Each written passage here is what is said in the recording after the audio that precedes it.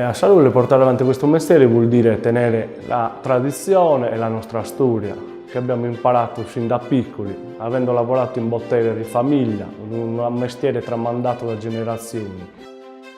Nel lavoro della bottega del padre è sempre un inizio molto duro, vai a vedere le cose che non hai mai fatto, inizi a sperimentare.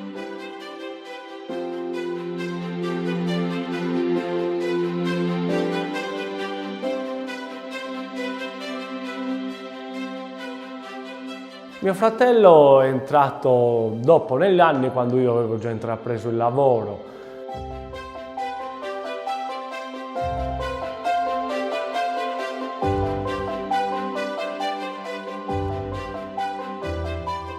Non volendo perdere le tradizioni del nostro paese, stiamo cercando di riproporle su una linea di arredamento. Abbiamo cercato di rielaborare un oggetto e una raffigurazione dell'arte tessile sul metallo, senza dimenticare quella agropastorale.